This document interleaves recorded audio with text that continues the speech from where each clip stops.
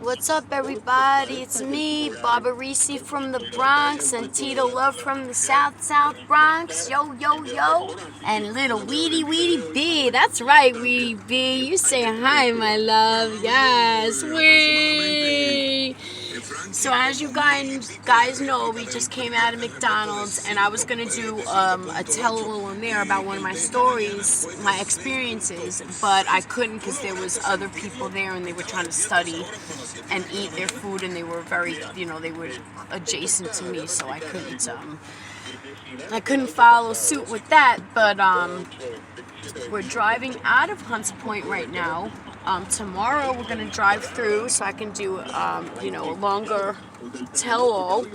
Wow, that's some beautiful artwork. You see that to the left, Tito? Look to the left, honey. Look at that artwork. That's new. That is beautiful. Absolutely beautiful. And you see this place right here, guys? This is called the La Coche. This place has been here for so long, and I just love the gingerbread Victorian style windows that protrude out of the rooftop. Is just so it's so gothic. It just has so many different looks to it. It looks very, very, very gothic. It looked very like a Victorian type. It looked very gingerbread cutter type of architecture. I love it. I absolutely love. I don't know if you guys can see it. Yes, you can. I absolutely love the way that looks. I have some things I want to talk about as far as Puerto Rico and Australia. I just want everyone to just give their prayers and their thoughts to those people that are suffering over there, because guys, Tito, it's bad over there in Puerto Rico, right? Too, they've been getting earthquakes left to right, guys, and only one person has died, which is enough. But the problem with this is displacement. People are losing their homes. There's no electricity, and it's a shame. So I just hope and pray that their lives go back to normal, because living in chaos and disorder like that, not knowing where you're going to sleep, everything that you worked hard for with your home just being shattered like that, and actually shattered, like cracked in half, is really devastating for people. And for Australia, those fires that have been going on. And I have a friend now, in New Zealand. Hi New Zealand, what's up? I have a friend in New Zealand who watches my videos.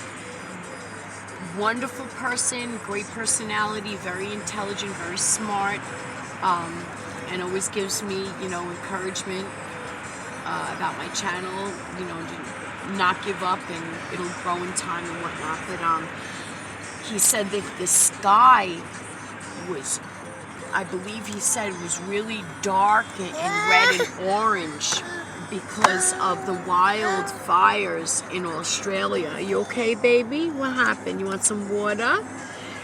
So, and I asked him before he said that, I said, how is everything? Are you okay? And he said to me that he's okay, he's fine, but, the sky looked very scary, I believe. So, that's a scary thing, seeing, even though this story is about them being rivals, but they're friendly rivals, as he described to me. So that's cool. It's not just like a hatred rivalry. It's like, Australia, New Zealand. It's like a cute little, like a West Coast, East Coast type of thing. It's not to be taken, I hope, seriously, as far as I know, guys.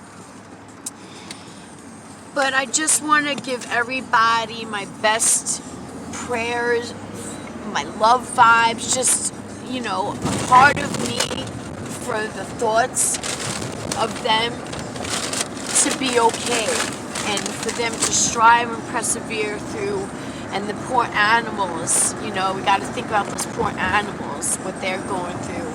It's so scary, guys.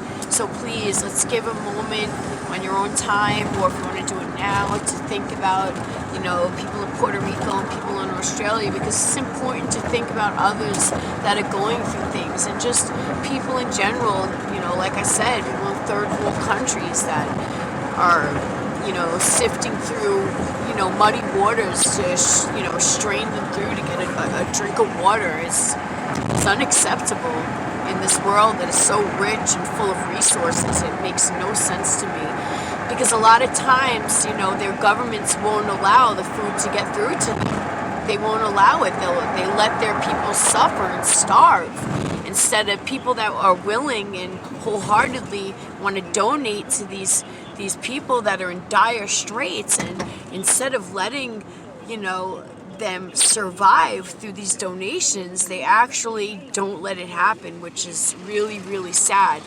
Really, really sad. It breaks my heart that can even come about that way. You know, if a government can do that to their people, something isn't right with that picture. That's all I have to say. I have all my own ideas and how I feel about governments in general, but I'll get into that another day.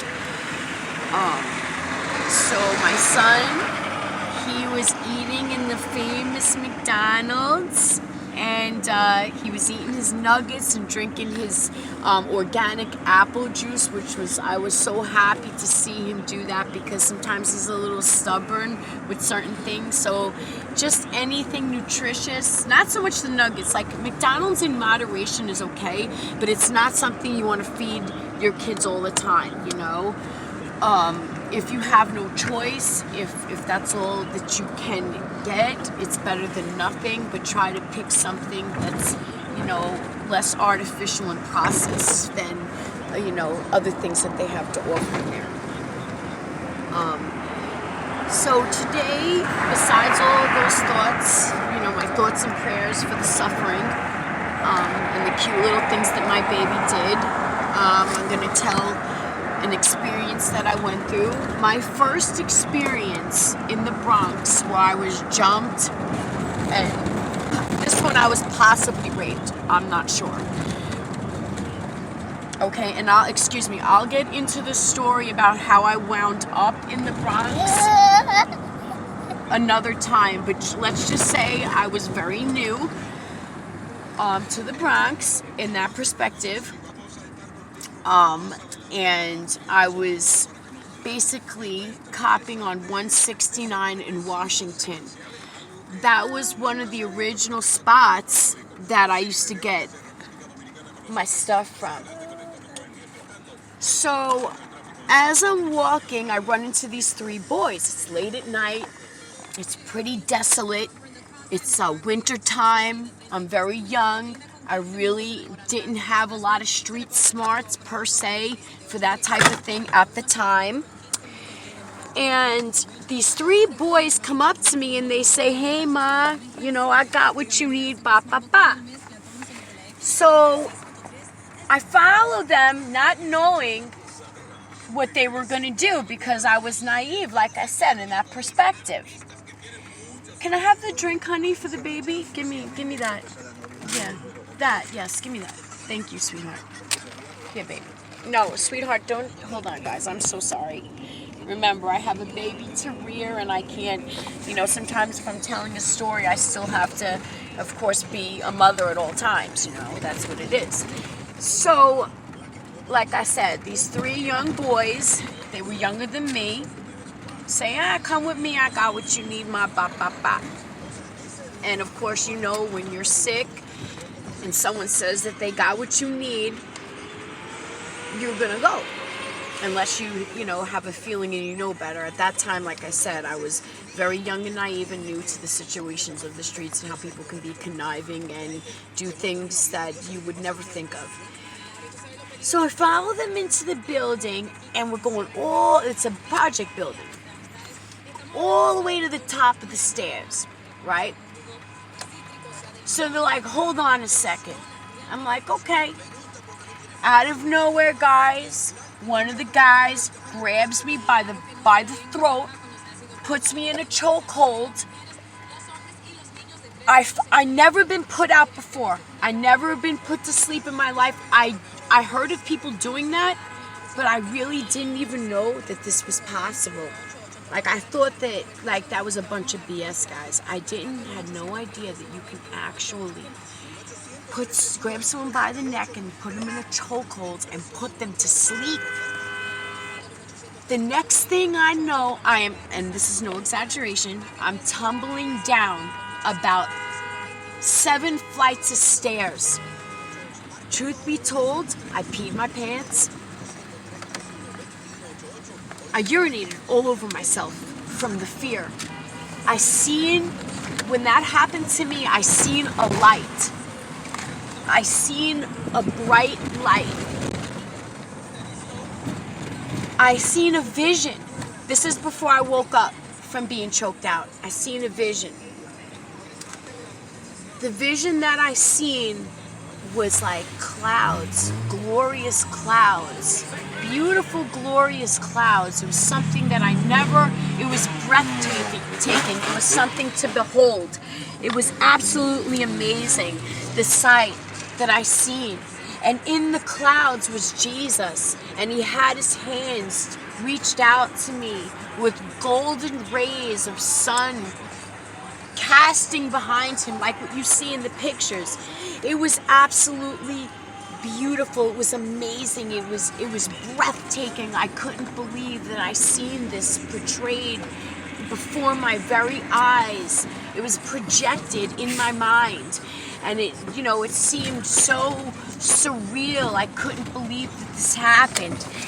And before I woke up, it was like I'm reaching out to Jesus and I could just barely touch his hand. It was like I was right there. And then I woke up and here I was, saturated with urine, dirty. I don't know if they raped me. I'm pretty much sure that they did, because the way that they put me out was something that they could have definitely took advantage of me, because that's how well that I was put out. I was put out to the fact of that I had this vision that manifested before my very eyes, and I will never forget that. And it was, having a vision like that, guys, when something horrific happens to you,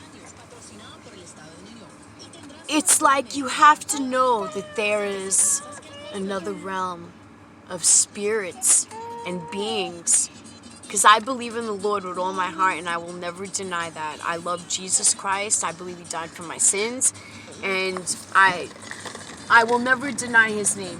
Never. I don't care if people think I'm crazy, because God saved my life. I wouldn't be here. First of all, not even only from the street, but I wouldn't be talking to you right now if it wasn't for the Lord. Because there were times in this very shelter, and I explained this before, in this very shelter, that I felt my essence leaving my body. I felt my spirit leaving my body. And I cried out to the Lord, and he put my spirit back in my body. And I look in my eyes, I lie to you not, I am not exaggerating.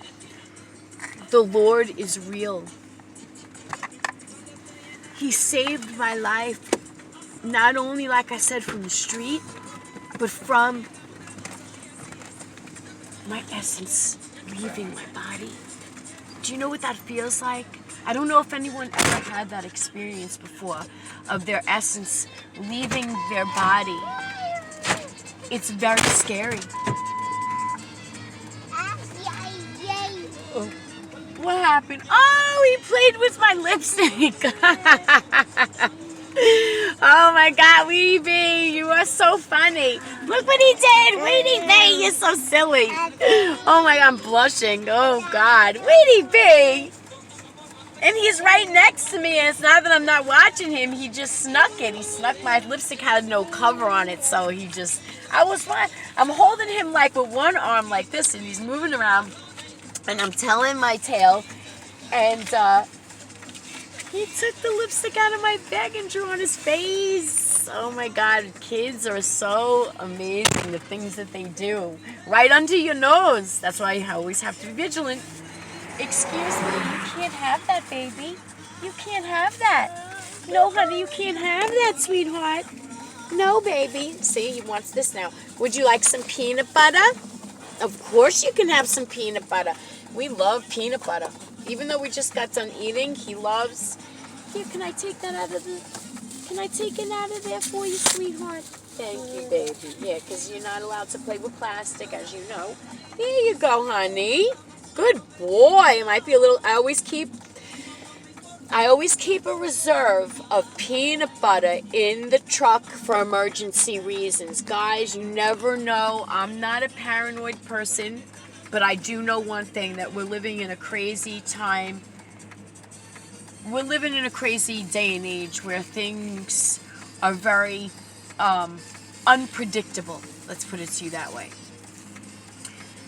So for me, to keep water, to keep emergency food, I have a go backpack, meaning I have a backpack that's filled with emergency supplies, a first aid kit, water, foods that are packed with protein that do not go bad, such as rice, such as peanuts, peanut butter, lentils, beans, canned food. You have to be prepared for emergencies, guys. And the food that's going to keep you alive is starches and proteins, canned foods. Or, you know, people criticize the dollar stores, but I'll tell you one thing. If you're smart, you'll go in those dollar stores and stock up on things that can keep you alive in an emergency, because they sell canned goods in there. Stock up on canned goods, guys. I'm telling you. You can never get enough of canned goods. And if they're a little expired, it's not a big deal. As long as the can is not expanding, because that can give you, I believe, botulism, which is extremely dangerous. But as long as the can is not, like I said, look like it's going to explode, it's fine. If you open it and it looks funny, that's another story. I have had experiences where I had cans that were expired, and unfortunately they did look a little funny inside. But that's usually not the case. Usually food that is preserved in a can is not going to break down because there's no air. Why food starts breaking down and rotting is because of the air. The air hits it. That's why cans are airtight. That's why when people vacuum seal their food, it's vacuum sealed. The air doesn't hit it and it doesn't start to rot and deteriorate and break down. You know, the oxygen, something in the oxygen breaks things down when when they're dead, or if something is dying, like a plant. You ever notice like the plants, after you cut a rose, it starts breaking down little by little, and then the petals fall off and they wither and it's the oxygen, it's the air. That's amazing, right? How air can do that. And that if something is airtight and sealed, it doesn't break down as fast. Or really, if it's, I believe, don't quote me on this, that if something is really airtight, that it can be preserved for quite some time, years, as a matter of fact, just like a can. I'm talking about like vacuum sealed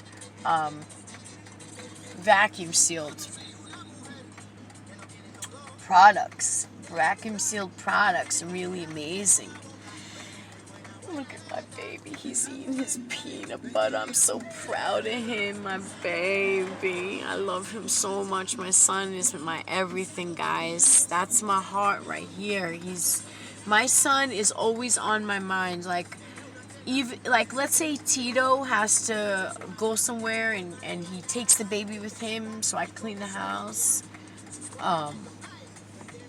I miss my son. Like as soon as he leaves, guys, I miss my baby. My heart breaks for my baby. I love having him with me. He's my friend. Yes, he is. That's my little angel. So that was, I know sometimes I tell my my experiences and I get off course, but that's okay because, you know, that's how my mind is. My mind is always thinking of different things. Like I told you that my mind is always thinking of different things, because I've been through a lot of different things. So, and God has bestowed knowledge upon me. Guys, I only went to the 8th grade. So anything I know is from the school of hard knocks. And God, like I said, my faith is so strong. I know people are probably tired of hearing me talk about God. Yeah, he's eating his peanut butter. He's eating his peanut butter, my baby. He loves his peanut butter. Look at that little face. No, baby, not that way. Where'd he be? You did it, oh Gwen. Give me the wipey boppy so I can wipe that lipstick off. He reminds me of whatchamacallit from the Little Rascals. The dog had that circle around his eye. It's okay, Weedy B. All kids do that. What's the matter? You can't find them? Oh, okay. I'm about to say, we have like how many packs of lights? Can't travel without those. Come here, baby. Look at mommy, honey. Don't get annoyed, okay? I gotta wipe it off. Please, honey. Weedy B, you can't have that on your face, boo-boo. Come here. Look at me, honey. Turn your face. Come here. Turn your face for a second. Come on, look at me. Look at me. I know, baby, but mommy has to do it, sweetheart. Because it's going to stain, honey. It's going to look really red. It's going to look like you got pink eye or something. Come on. I know, but kids hate their faces wiped. Oh, my God, they do. All kids hate that. They hate... Some kids like baths because they like to play, but there are some kids that can't stand being in... Like, he is in between. Like, it has to be when he wants it. If my son does not want to take a bath, he will cry the whole time. But if he wants to be in the bath and play in the water, he's fine. Right, Papi? Yeah, he's good. He's good. But if you put him in the bathtub and he don't want to take a bath, forget about it. Good luck. Damn, it was... Blink! Oh, God, guys, I swear. So, yeah, that was the first time I ever got jumped or attacked, really. I really never been jumped before. Really, basically, attacked from certain things. Oh, here comes Lydio. What? What, Papi? The big truck is taking over the fucking street. Oh, guys. My cat wants to come in the car, guys. My baby. Look at my baby. How's it look? Oh, it's still a little red there. It's still a little red there, baby. Come on. Come on, guys. Let's see how I'm going to do this. Look at mommy. I'm sorry, you see. Oh, good boy. Good boy. We're a little more in the corner. The phone is helping me because you don't want me to turn his face. All right, honey. Okay. All right. That's much better. Much better. And you got the peanut butter on your face. I wiped it off. Let me see. Come here. Good boy. Good job. Wee, my baby. One more time, boo-boo. Tito's like, stop saying boo-boo. I don't know. Sometimes I say boo-boo. Hey, boo-boo. I'm smarter than the average bear. Remember boo-boo? Yogi Bear, guys. Come on. You don't remember Yogi Bear. Hey, Yogi. With his little friend boo-boo. Let's get a picnic basket. Get those picnic basket, boo-boo. Hey, boo-boo. I'm smarter than the average bear. my God, here comes Lidio, everybody. Say hi to Lidio. Watch the baby, Lidio. Good boy. Look at my baby. No, he don't want no peanut butter. Come on, Lidio. Say hi. Say hi, Lidio. Say hi, Lidio. I love my Lidio. He's such a good boy. I'm sorry, Lidio. I'm sorry, honey, that you can't come in the shelter. Don't worry. We'll be out of there one day. We'll be out of there, honey. Don't worry, my sweetheart, my baby. Look at Tito. Tito's always feeding the baby. He's always feeding him. Right, Tito? Yep. Tito takes care of the cat, you know, because I'm always with the babies, and it's a little hard for me to do the things that he's doing, like, you know, clean. You know, I could feed him, but I'm talking about, like, cleaning out the litter box because I have to be attentive to the baby. And it's hard for me to be attentive and do those things because the baby's very active, and it would be extremely, unless he was in a stroller, of course. But outside, oh no, he runs around way too much. My son is very, very hyperactive. He gets that from moi. Weedy bee. Look at my Lidio, guys. Look at my sweet Lidio. Oh, it's 26 minutes, guys. Listen, like I said, let's pray for the less fortunate. Let's pray for, you know, the people that are in dire straits. They need our prayers, and they need us to think about them and have them in our thoughts and in our hearts, guys. You know, we all live on this earth, and we all need to be one. We need to be one, guys. If we were one, this world would be a better place. You know what I'm saying? So thank you guys for listening to me. God bless you. Jesus loves you. And say goodbye to my little Weedy Bee with his peanut butter. The other way around, Weedy Bee. All right, guys. Ciao.